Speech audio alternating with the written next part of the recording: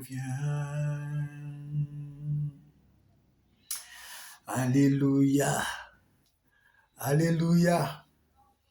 Je fais ce direct en l'honneur de la Journée internationale de la femme.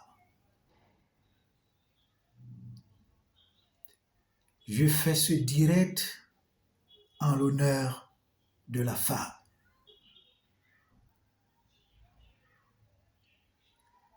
S'il vous plaît, partagez ce direct. Partagez ce direct. Partagez massivement ce direct en Afrique, en Asie, en Amérique, en Océanie, en Europe. Partagez massivement ce direct dans les groupes WhatsApp, dans les messengers, Instagram, TikTok. Partagez massivement ce direct. Partagez-le même à ceux que vous croyez qui sont vos pires ennemis. Partagez ce direct. Il va sauver ton foyer. Il va sauver ta maison. Il va te sauver. Il va sauver quelque chose de très important dans ta vie. Alléluia. Que Dieu te bénisse. Que Dieu veille sur toi.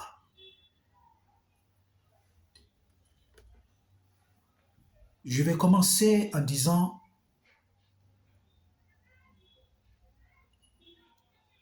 je voudrais ici d'abord remercier une dame, à la personne de l'évangéliste Hope Ngobayem Cécile Xavier, pour son message de samedi le 4 à l'occasion de la fête des femmes. Vraiment que Dieu te bénisse. J'ai été vraiment béni par ton message. J'ai partagé ton message à certaines de mes connaissances. Elles ont écouté et elles m'ont dit, révérend, ce message, vraiment, il est fort. Merci beaucoup. Que Dieu te bénisse, évangéliste Cécile. Que Dieu bénisse tous les domaines de ta vie. Que Dieu te fasse du bien. Que Dieu t'ouvre des portes. Que Dieu t'élève et que Dieu t'utilise également puissamment. Continue de faire confiance au Seigneur. Le Seigneur ne va pas te décevoir. Que Dieu te bénisse. Je voudrais, d'une manière particulière, bénir une dame en la personne de Madame Bedouk, Hermine Blanche. Oui, la servante du Seigneur, la révérende Hermine Bedouk. Vraiment que Dieu te bénisse, ma chère épouse. Pour ton message qui a été publié dans mon Facebook, également dans mon YouTube, intitulé « Nous sommes tous à l'école de Dieu ». Ce message est fort, ce message est puissant. Que Dieu t'utilise puissamment. Que Dieu t'arrose et qu'il t'inonde à capacité, au-delà de toute mesure, de son onction missionnaire.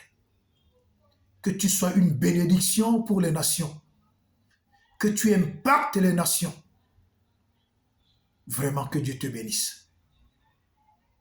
Que le Seigneur veille sur toi. Que le Seigneur t'ouvre des portes. Que le Seigneur t'élève. Que le Seigneur t'utilise puissamment.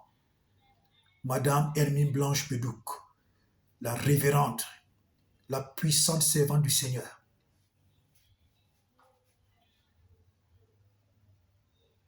Je ne peux pas me taire. Parce que vous voyez, cette dame, cette femme, ma charmante épouse.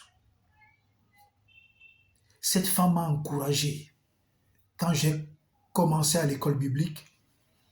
En deuxième année, avec les pressions, avec tout le manque financier, les pressions qui venaient de partout, j'avais abandonné en deuxième année. C'est mon épouse qui m'a dit, monsieur mon mari, tu vas repartir à l'école biblique et tu vas achever ta formation. Je lui ai dit, mais je veux. Elle m'a dit, tu vas y aller, tu vas finir ta formation. Dieu va pourvoir. En ce qui concerne les intrigues, les insultes, ferme tes oreilles et avance. Elle m'avait donné un très bon conseil. Elle m'a soutenu. Elle m'a soutenu. Elle m'a soutenu. J'ai fini la deuxième année. Et elle m'a dit, mon cher mari, inscris-moi en première année. Je l'ai inscrit en première année. Donc quand je finissais la deuxième année pour aller en troisième année, elle est entrée en deuxième année. J'ai achevé la troisième année à l'école supérieure du ministère. Ce n'était pas facile. En ce moment que j'avais perdu mon jeune frère, ce n'était pas facile. J'ai soutenu ma thèse, c'est-à-dire que j'étais troublé dans mon esprit. Je n'étais pas en paix. Mais Dieu merci, j'avais passé. Quand j'ai fini la troisième année, mon épouse, elle est passée en troisième année. Cette femme, qui est aujourd'hui révérende Hermine Blanche Bedouc, j'ai assisté à sa soutenance de la thèse.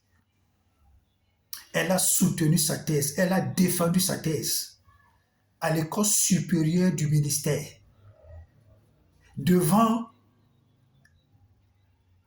12 enseignants, c'est-à-dire 12 docteurs de la parole. Elle a soutenu sa thèse, elle a défendu sa thèse et elle a passé avec brio. C'est pourquoi je lui dis toujours, ma femme, le niveau que tu as,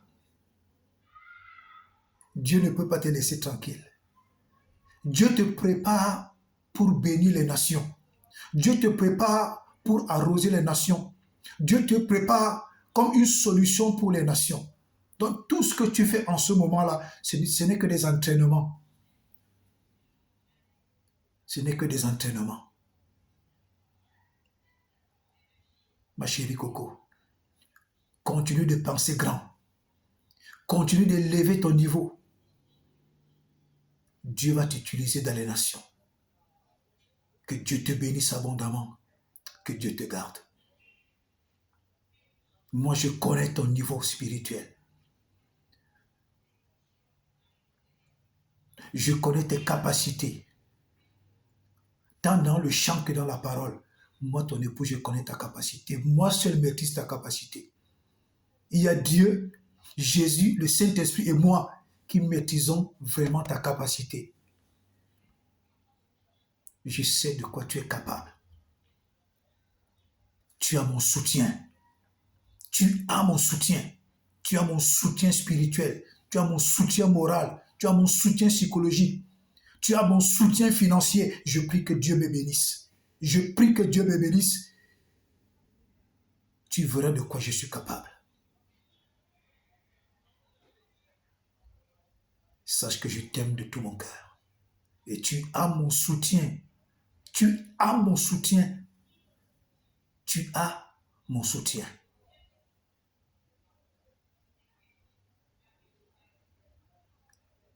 Celui qui s'amuse à s'attaquer à ta vie, il est en train de signer son acte de décès. Dieu dit, ne touchez pas à mes oins, ne faites pas du mal à mes prophètes. Que Dieu te bénisse encore, mon cœur. Allez, gros bisous à toi. Sans plus tarder, je vais entrer dans notre message de ce soir. comme je disais tantôt, partagez-le massivement. Partagez cette vidéo massivement. Partagez-la massivement. Si tu sais que tu es une femme, si tu sais que tu es une femme, partage massivement cette vidéo. Partage-la massivement. Cette vidéo peut sauver le foyer de quelqu'un. Cette vidéo peut sauver le mariage de quelqu'un. Cette vidéo peut sauver le mariage de quelqu'un. Cette vidéo peut sauver même ton propre mariage. Cette vidéo peut sauver même ta propre relation amoureuse. Partage d'une manière massive cette vidéo. Dans les WhatsApp, Messenger, partout, partagez. Alléluia. Que Dieu vous bénisse. Vous savez, Dieu dit, homme, tu vas aimer ta femme, et la femme, tu vas te soumettre à ton mari. C'est l'homme qui est obligé d'aimer la femme. C'est l'homme qui est obligé d'aimer sa femme. Ce n'est pas la femme qui est obligée d'aimer son mari. Mais aujourd'hui, ce sont les hommes eux-mêmes qui ont renversé le modèle de Dieu. Ce sont les hommes eux-mêmes qui ont renversé le modèle divin. C'est l'homme qui aime sa femme et la femme se soumet. La femme se soumet dans la mesure où elle voit l'amour que son mari lui donne, la considération que son mari lui donne, le respect que son mari lui donne, la dignité que son mari lui donne, l'honneur que son mari lui donne. C'est tout cela, c'est tous ces ingrédients qui amènent l'esprit, l'âme et le corps de la femme à se soumettre à son mari. Mais aujourd'hui, c'est la femme qui se retrouve à beaucoup aimer son mari. C'est pourquoi les femmes ont toujours le cœur brisé à 1000 morceaux lorsqu'elles sont déçues. Quand Dieu dit « femme, sois soumise », c'est parce que Dieu veut éviter à la femme des déceptions catastrophiques amoureuses. Mais aujourd'hui, c'est la femme qui aime plus le mari. C'est la femme qui est prête pour tout pour le mari. La femme est prête à se suicider pour le mari. Or, le mari même s'en fiche. Il n'aime pas la femme.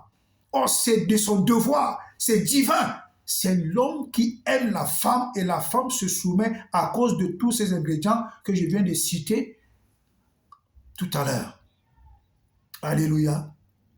Aujourd'hui, beaucoup de gens confondent l'amour et le plaisir. Beaucoup confondent l'amour et le coup de foudre. Beaucoup confondent l'amour et l'attirance. Beaucoup confondent l'amour et la satisfaction des pulsions. Non. C'est pourquoi je recommande aux femmes, lisez la Bible, surtout les évangiles. Ça va vous faire du bien. Quand vous lisez 1 Corinthiens 13, à partir du verset 4 au verset 7, lisez ce passage biblique. 1 Corinthiens 13, du verset 4 au verset 7. Mesdames, méditez bien ces versets bibliques. Messieurs, méditez bien ces versets bibliques. Vous allez comprendre le véritable sens même, la véritable substance de ce qu'on appelle l'amour. L'amour, ce n'est pas bien faire l'amour à sa femme. L'amour, ce n'est pas faire tout ce que vous faites souvent là. Non. L'amour, c'est autre chose. L'amour, c'est au-dessus de tout ça. Je ne vais pas commenter là-dessus, mais je vous envoie, allez dans vos Bibles et lisez bien, méditez 1 Corinthiens 13, le verset 4 au verset 7. Vous allez comprendre ce que c'est que l'amour en vrai. Alléluia. Que Dieu vous bénisse. Maintenant, lisons quelques versets bibliques. 2 Corinthiens 3, versets 1 à 5. Pardon, 2 Timothée 3, versets 1 à 5. Je vais lire. sache que dans les derniers jours, il y aura des temps difficiles. Car les hommes seront égoïstes, amis de l'argent, fanfarons, hautains, blasphémateurs, rebelles à leurs parents, ingrats, irréligieux, insensibles, déloyaux, calomniateurs, intempérants, cruels, ennemis des gens de bien, traîtres, emportés, enflés d'orgueil, aimant le plaisir plus que Dieu. Ayant l'apparence de la piété, mais reniant ce qui en fait la force. Éloigne-toi. La Bible dit quoi? Éloigne-toi de ces gens-là.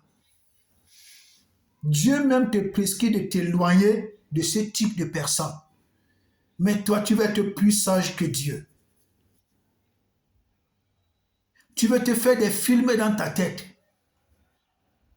Tu veux te faire certains projets dans ta tête. Or, Dieu te dit, éloigne-toi de ce type de personnes.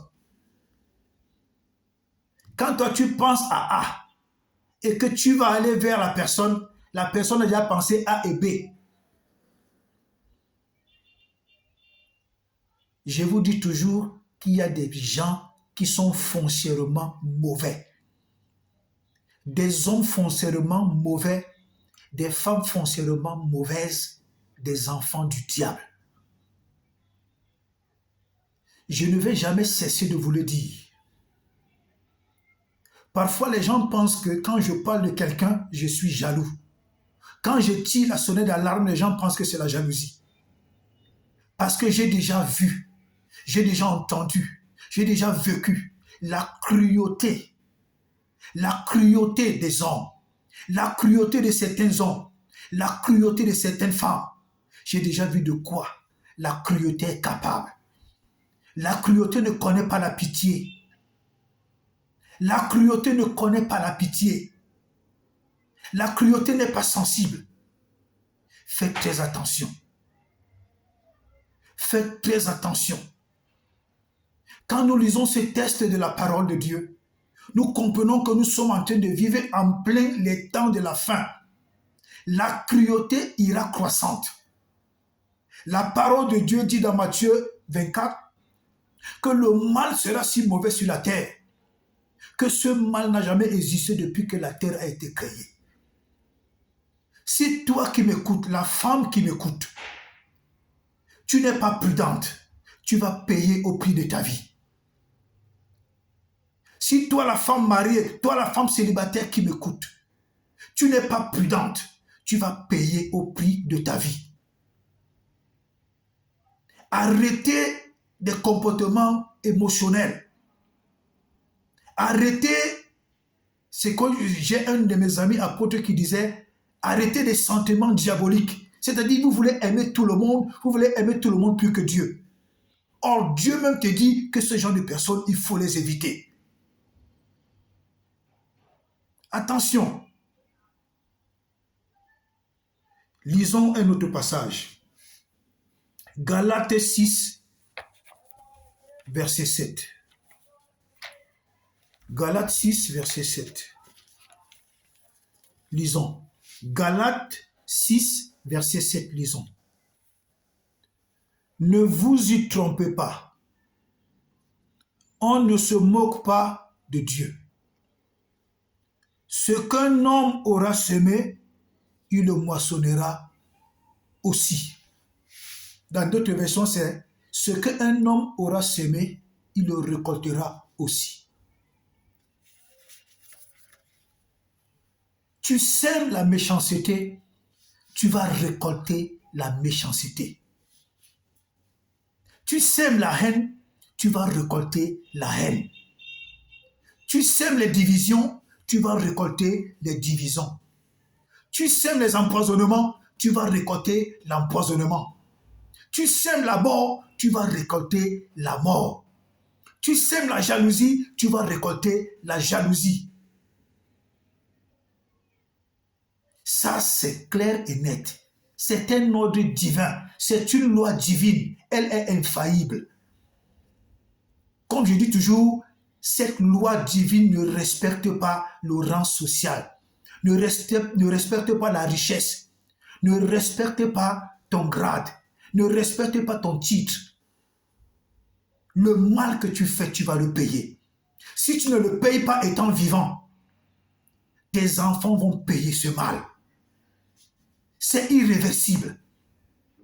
Dieu dit qu'il punit l'iniquité des pères sur les enfants de la 3e jusqu'à la 4e génération. Qui que tu sois, riche, pauvre, qui que tu sois, tu fais du mal. Si tu ne payes pas de ton vivant, tes enfants vont payer. C'est pourquoi je dis toujours, quelqu'un qui passe le temps à faire du mal aux autres, quelqu'une qui passe du temps à faire du mal aux autres, c'est une personne égoïste. Donc elle pense qu'elle fait du mal aux autres, mais elle se fait du mal à elle-même, elle fait du mal à ses enfants, elle fait du mal à ses arrière-petits-enfants jusqu'à la 4e génération. Le mal profite toujours à celui qui l'a organisé. Le mal profite toujours à son propriétaire. Le mal revient toujours vers celui qui l'a organisé. On ne gagne jamais en faisant du mal. On est toujours perdant et on sacrifie des générations jusqu'à la 4e.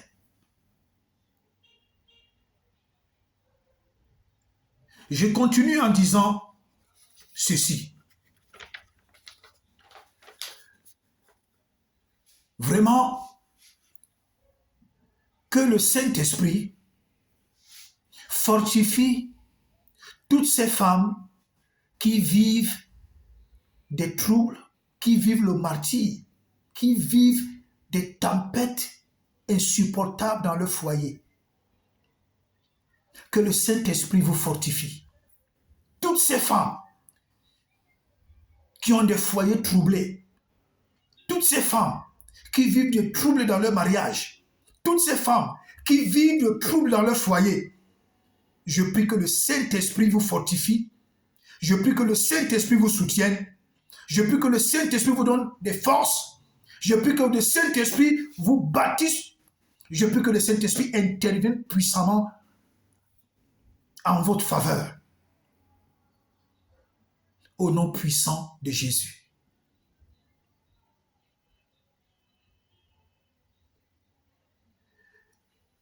Vous savez,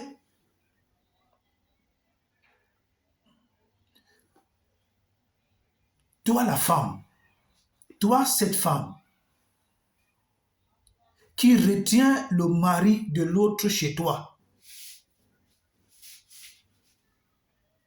cela n'était pas bénéfique.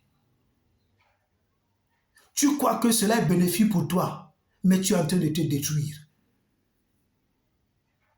Tu es en train de te détruire. Parce que Dieu, parmi les choses que Dieu respecte, que Dieu donne de la valeur et que Dieu ne s'amuse pas à juger, il y a le mariage. Toi, cette femme, le mariage de l'autre femme que tu es en train de troubler, sache que ton premier ennemi, madame, c'est Dieu. Tu crois que tu prends plaisir avec le mari de d'autrui, mais tu es en train d'attirer sur toi la colère de Dieu. Et quand Dieu en aura assez de toi, Dieu va te faire la chose la plus pire que tu n'as jamais vue de ta vie. C'est pourquoi vous voyez, il y a des femmes qui meurent d'une manière bizarre. Il y a des femmes qui meurent d'une manière terrible. Il y a des femmes qui meurent d'une manière... C'est-à-dire, les gens se posent des questions, qu'est-ce qui s'est passé? Mais si vous remontez, vous vous posez des questions, vous allez voir que la femme là a été la cause, certainement, du trouble dans le foyer de quelqu'un. Chacun récolte ce qu'il a semé. Soit c'est cette femme qui a été le trouble, soit c'est la maman de cette femme qui a troublé le foyer de quelqu'un, soit c'est le papa de cette femme qui avait troublé le foyer d'une autre femme ou d'un autre homme. Ça, c'est clair. La parole de Dieu dit qu'il n'y a rien de nouveau sous le soleil. Ce que tu sèmes, c'est ce que tu récoltes.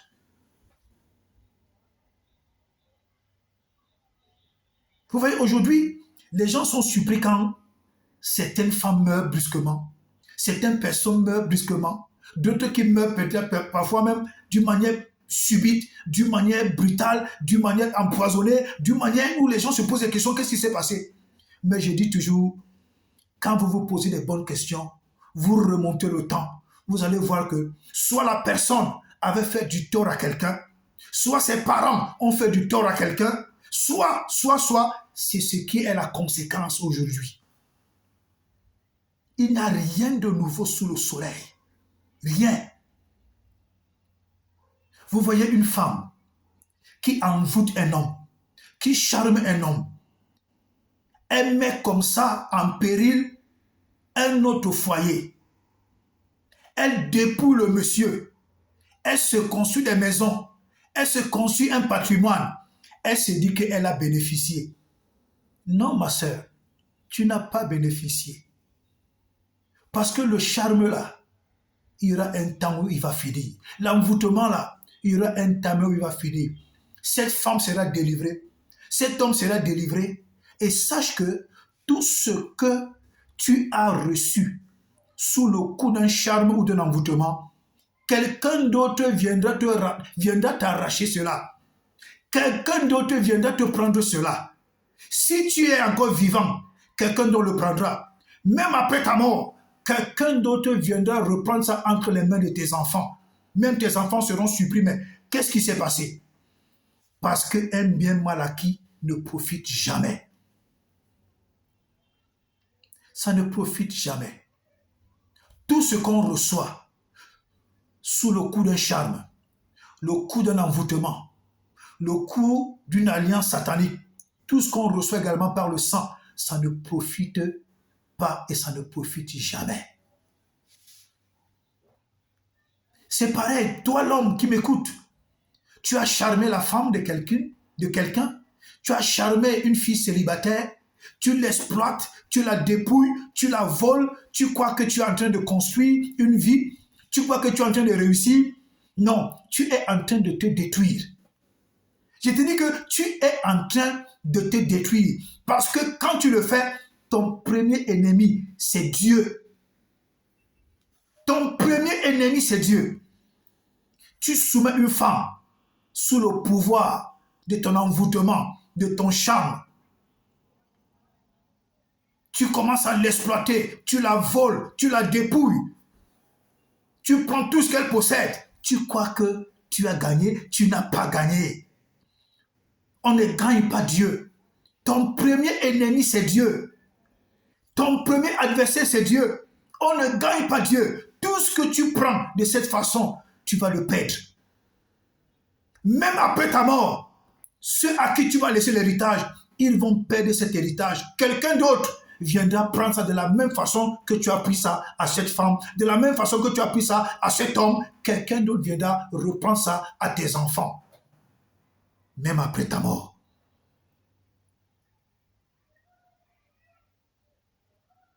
Tout ce qu'on gagne en volant, tout ce qu'on gagne en dupant, tout ce qu'on gagne en envoûtant quelqu'un, tout ce qu'on gagne sous le coup d'un charme, tout ce qu'on gagne sous le coup d'un envoûtement, tout ce qu'on gagne en abusant, je vous dis, ça ne profite jamais. Ça ne profite jamais. Toi, l'homme qui m'écoute, qui passe le temps à charmer des femmes, à envoûter des femmes, à escroquer des femmes, à voler des femmes, voler l'argent, voler les maisons, changer les titres fonciers, mettre ton nom. Ça ne va jamais te profiter ni à toi, ni à tes enfants. Ça ne va jamais vous profiter. Quelqu'un d'autre viendra récupérer de la même façon que tu as fait à l'autre. C'est pareil pour la femme qui m'écoute. Tu as envoûté le mari d'autrui. Tu as possédé le mari d'autrui. Tu as charmé le mari d'autrui. Tu dépouilles cet homme. Tu troubles son foyer. Tu troubles ses enfants. Tu troubles son épouse. Tu crois que ça t'est bénéfique? Tout ce que tu reçois derrière tout cela, ça ne te profite en rien, ça ne va jamais te profiter. Tu vas perdre tout cela. Même si tu laisses cela à tes enfants vont perdre tout cela de la manière dont tu as pris cela. De la même manière, quelqu'un d'autre viendra te reprendre cela à toi. Même si tu n'es plus vivant, quelqu'un devra récupérer ça entre les mains de tes enfants. Je vous dis la vérité. Je vous parle en tant que serviteur de Dieu. Ce sont des lois spirituelles infaillibles. Comme je disais souvent, je ne prêche pas aux gens l'évangile pour leur faire plaisir. Je dis aux gens les risques qu'ils courent en posant certains actes. Tu as empoisonné quelqu'un, quelqu'un d'autre va t'empoisonner. C'est la loi infaillible. Quelqu'un qui a un bon cœur, quelqu'un qui n'a jamais fait du mal à quelqu'un, qui fait tout pour garder son cœur pur. Laisse-moi te dire, même si tu lui donnes du poison, ce poison ne va pas le tuer. Ce poison ne va pas le tuer. Je te dis la vérité. Quand tu prépares un mauvais coup contre quelqu'un qui a un bon cœur, c'est le mauvais coup là qui va te revenir dessus. Ça, c'est clair. Et si tu prépares le poison pour quelqu'un qui est bon, et que Dieu laisse que ce poison le tue, sache que Dieu a déjà préparé et ta destruction et la destruction de toute ta famille.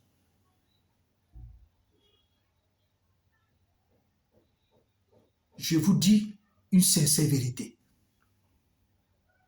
Tu tues quelqu'un, quelqu'un d'autre te tuera.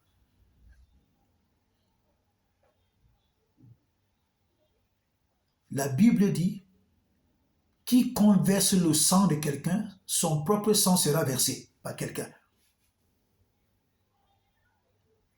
À moins que quelqu'un, en train de conduire, il tue quelqu'un comme ça par inadvertance. Oui, ça arrive.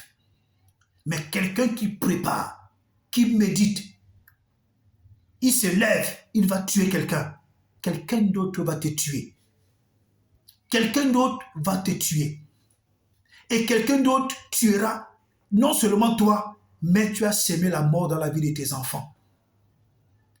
C'est pourquoi vous pouvez voir de tes enfants, il naît, il grandit, il marche, quelqu'un d'autre vient l'empoisonner. C'est parce que son papa ou sa maman avait empoisonné quelqu'un. Et c'est ce que l'enfant vient payer. Tout se paye. Tout se paye. Tout se paye. Je punis l'iniquité des pères sur les enfants. Tout se paye. Ce que tu sèmes, tu récoltes. Ne crois pas que tu empoisonnes quelqu'un aujourd'hui. Ah, tu es épargné, hein? Non! Tu empoisonnes quelqu'un aujourd'hui. Si quelqu'un ne t'empoisonne pas, quelqu'un va empoisonner tes enfants. Ce que tu as semé, soit quelqu'un va t'empoisonner, soit quelqu'un va empoisonner tes enfants. Et même si quelqu'un t'empoisonne, cette mort d'empoisonnement va continuer sur tes propres enfants. C'est ça le danger de la méchanceté de tuer les gens gratuitement. Tu vends quelqu'un au con, tu vends quelqu'un à cause de tes sectes pernicieuses, tu vends quelqu'un à cause de tes pactes magiques. Laisse-moi te dire, tout ce que tu as laissé comme femme, comme enfant, quelqu'un d'autre va le faire pareil. Quelqu'un d'autre va vendre tes enfants. Quelqu'un d'autre va vendre ta femme. Si c'est une femme qui vend, quelqu'un d'autre va vendre ton mari. Tout se paye ici-bas. La méchanceté se paye. Tu passes le temps à diviser les foyers. Sache que toi-même, tu n'auras jamais de foyer stable le jour où tu vas te marier. Et tes propres enfants, quand ils vont se marier, ils n'auront jamais de foyer stable à cause du fait que tu as passé le temps à détruire les foyers d'autres personnes. Tout se paye ici-bas. Tout se paye. Tu as passé le temps à s'aimer la méchanceté, à s'aimer la haine, à s'aimer les divisions, à vendre les gens, à empoisonner les gens, à s'aimer le trouble, à provoquer la haine. Tout ce que tu as semé, tu vas le récolter. Après toi, tes enfants vont le récolter. c'est une loi divine infaillible. C'est infaillible. Je vous dis la vérité, c'est infaillible.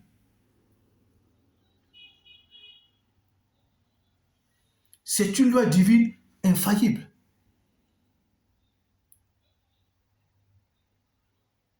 Exode 20, verset 5. Je crois bien. Exode 20, verset 5. Dieu punit l'iniquité des pères sur les enfants jusqu'à la 3e génération. Et Galates 6, verset 7 dit, chacun récolte ce qu'il a semé. Tu fais du mal, toi et tes enfants, vous allez récolter le mal. Tu tues les gens, toi et tes enfants, vous serez tués. Tu vends les gens, toi et tes enfants, vous serez vendus par quelqu'un. Tu empoisonnes les gens, toi et tes enfants, vous serez empoisonnés. Tu sèmes la division, toi et tes enfants, la division sera sémée dans vos vies. Tout le mal que tu fais, toi et tes enfants, vous allez vivre ce mal. C'est infaillible. Va chez n'importe quel marabout, n'importe quel magicien, même Satan ne peut pas empêcher à cette loi divine de s'accomplir. Satan n'a aucune capacité. Aucune.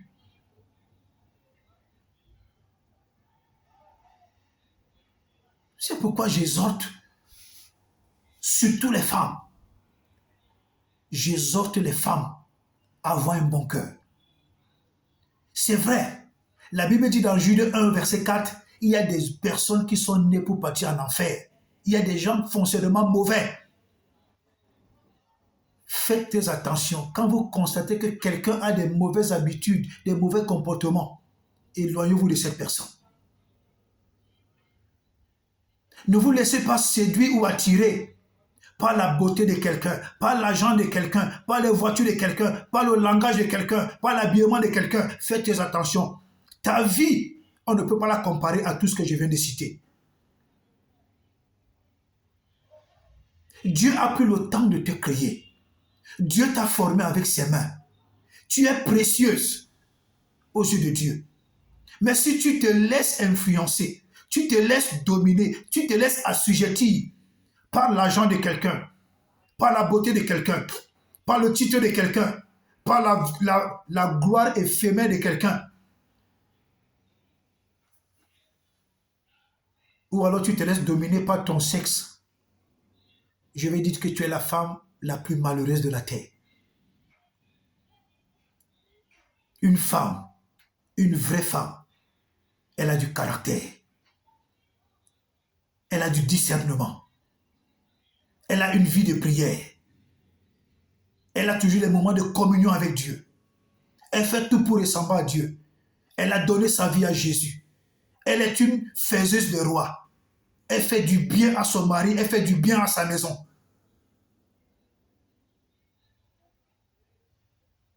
Elle s'en fiche pas mal des injustices. Elle s'en fiche pas mal de tout ce que les gens peuvent dire. Elle regarde droit ses projets, elle regarde droit ses objectifs, elle fonce avec Dieu et elle avance. C'est pourquoi je profite de dire à ces bonnes femmes qui m'écoutent, ne passez plus le temps à écouter des blogueuses dans Facebook. Ça ne vous rapporte rien, au contraire, ça salit vos oreilles, ça salit vos âmes, ça salit vos destinées, ça vous empêche d'aller loin. Le temps que vous pouvez passer à écouter les blogueuses, c'est le temps que tu devais passer et tu dois passer à méditer la Bible, à prier, à interroger Dieu en ce qui te concerne. L'arme la plus efficace aujourd'hui que le diable utilise, ce sont les réseaux sociaux au travers des blogueuses, au travers des blogueurs. Ils ne bâtissent rien. Ils n'apportent rien à la société. Ils n'apportent rien à la vie des gens. Si ce n'est que parler de la vie des autres personnes, si ce n'est que parler des affaires de nudité, si ce n'est que parler des affaires de sexe, ce n'est que parler des choses sales, ce n'est que entrer dans la vie des gens, c'est tout ce qu'ils savent faire. En quoi est-ce que ça te rapporte? Qu'est-ce que ça te donne? Si ce n'est que te transmettre un esprit de Congossa, te transmettre un esprit de médisance, te transmettre un esprit de bavardage. La foi vient de ce qu'on entend.